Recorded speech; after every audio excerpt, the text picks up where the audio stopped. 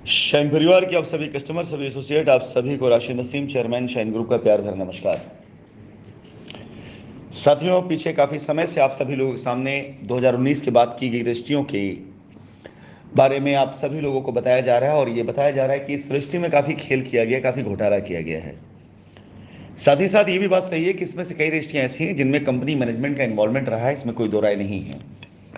और company management इससे इनकार भी नहीं कर रहा है, इस बात को मानने से भी अपने हर उस जेन्युइन और जायज़ कस्टमर के साथ कंपनी मैनेजमेंट खड़ा है जिसकी रजिस्ट्री में कंपनी मैनेजमेंट का इंटरफेयर रहा है। लेकिन इंटरफेयर था या नहीं, ये डिसाइड कोई वकील, कोई दलाल या कोई एसोसिएट नहीं करेगा।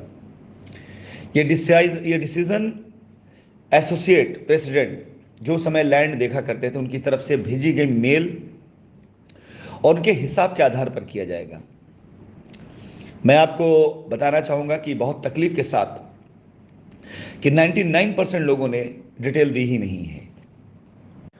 यानी अगर आज मैं ये कह दूं कि आपके 99% लोग जिन्होंने आपकी रजिस्ट्रियाँ कराई और आज आपको तसल्ली दे रहे हैं कि नहीं नहीं परेशान मत हो, रजिस्ट्री कैंसिल नहीं होगी, 99% लोगों ने डिटेलें जमा ही नहीं करी है, जिसके आधार पर कंपनी कभी भी इस बात को मान ही नहीं सकती कि वो रजिस्ट्रियाँ जेन्युइन हैं, जायज़ हैं। मात्र 1% लोग यानी 1% लोगों ने अपनी डिटेलें दी हैं और अच्छे से दी हैं। ये 99% लोग कौन हैं या 1% कौन हैं, ये जानकारी आने वाले समय में आप सभी लोगों को कंपनी की तरफ से लिए गए लीगल एक्शन के जरिए ज़रूर पता चलेंगी। साथियों, मैंने एक वॉइस रिकॉर्डिंग, बातचीत की रिकॉर्डिंग मैंने शेयर करी जिसमें आपने एक जांच अधिकारी को मुझसे बात करते हुए सुना। कानून की बातें थी, हक इंसाफ की बातें थी, आप कस्टमर को आपका हक देने की बातें थी। उसमें कहीं से भी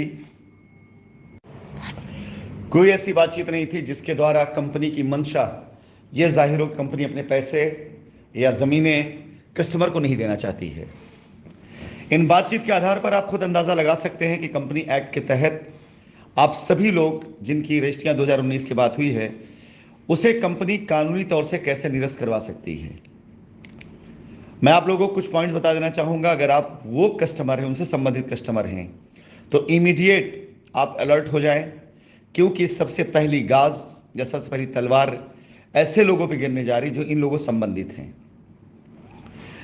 अगर मैं बात करूं वैदिक विहार की, तो पूरी तरीके से आप मान चलिए वैदिक विहार की रजिस्ट्री पोजीशन किसी भी हाल में मान्य नहीं होगा, क्यों वैदिक विहार में सबसे बड़ा खेल करने वाले ये दलाल वकील सत्येंद्र नाथ श्रीवास्तव, उसका चमचा मृदुल त्रिपाठी और उसके साथ के जो अगल बगल चलने वाले दो चार और उसके चापलूस हैं, उन लोगों ने मिल करके लखनऊ की ज़मीनों पर जिस तरह से खेल किया है, उसके द्वारा यही पता चलता है कि इन लोगों ने आप कस्टमर के पैसे के साथ और लायबिलिटी के साथ बहुत बड़ा खिलवाड़ किया है।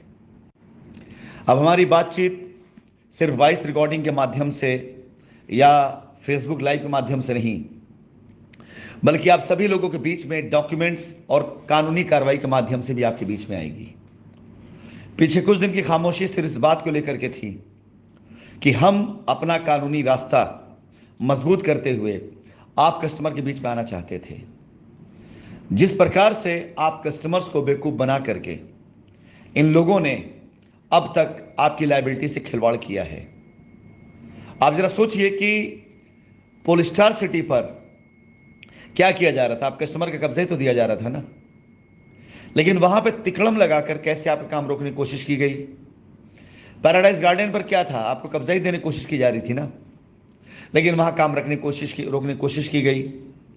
और आप कस्टमर कई बार ये सवाल करते हैं कि मैंने तो कुछ किया ही नहीं, कंपनी मेरा पैसा क्यों नहीं दे रही है। साथियों, बैंक अकाउंट सीज है कंपनी का, जमीन की रजिस्ट्री कंपनी कर नहीं सकती, पोजीशन जो दिया जा सकता तो उसके आगे तिकड़े में लगाई जा रही हैं। फिलहाल इन तिकड़मों से पार पा करके आप सभी लोगों को इसका लीगल रास्ता दिया जा रहा है। बहुत जल्द पोजीशन की प्रक्रिया चालू कराई जाएगी, चाहे वो कानपुर हो, चाहे वो आपका पैराडाइज गार्डन हो, चाहे वो लखनऊ कोई भी साइट हो, चाहे प्रयागराज हो, चाहे वाराणसी हो, हर जगह पर काम एक बार फिर से शुरू किया जाएगा। लेकिन फिलहाल अभी मैं बात करने के लिए आया हूं कि मेरे सुनने में, मेरे संज्ञान में आया कि मृदुल त्रिपाठी के द्वारा कई अथॉराइज सिग्नेटरियों को अथराइजेशन दे करके रजिस्ट्रियाँ कराई गई। एक रिकॉर्डिंग भी इससे पहले गई आप लोगों के बीच में, जो मैंने शेयर करी है। एक बार फिर शेयर कर दूंगी किस प्रकार से एक दलाल कंपनी के एजेंट, कंपनी के एसोसिएट को समझा रहा है कि नहीं, आप रजिस्ट्री करा लो और रजिस्ट्री कराने के बाद विवाद नहीं आएगा, कंपनी फंस जाएगी, ऐसे बहुत ढेर सारी चीज़ें। वहां कहीं पर भी ये दर्द या इस बात का कोई मंशा नहीं, कस्टमर की लायबिलिटी खत्म कर लीजिए, बस रजिस्ट्री करा लीजिए। और रजिस्ट्री इसलिए करा लीजिए क्यों? क्योंकि डेवलपमेंट चार्ज मिलना है। तो ऐसे सारे केस जो मृदुल त्रिपाठी के जरिए देखे गए हैं, ऐसे सारे केस जो सत्येंद्र नाथ श्रीवास्तव के से जरिए देखे गए हैं, ये सारे के सारे केस पूर्ण रूप से गलत हैं और इन्हें कंपनी पूरी तरीके से निरस्त कर रही है। और कोर्ट में इसके प्रति कंपनी ने साक्ष्यों के साथ, प्रमाणों के साथ एप्लीकेशन डाल दी है। इसके बाद अगली वॉइस रिकॉर्डिंग उन लोगों के लिए जिन्होंने सत्येंद्र नाथ श्रीवास्तव के चैम्बर से एफआईआर करा करके बेल के खेल में इस व्यक्ति का सहयोग किया, साथ दिया है, उनके साथ क्या होने जा रहा है और अब तक हम लोगों ने क्या क्या कर दिया है, इसकी जानकारी, ताकि बचे हुए लोगों को भी ये जानकारी मिल सके कि इन लोगों के चक्कर में पड़ करके आप सब अपनी लायबिलिटी से दूर होते चले जा रहे हैं और लायबिलिटी के खेल में पैसा ये बना रहे हैं और आप और हम सिर्फ और सिर्फ कंफ्यूज हो रहे हैं।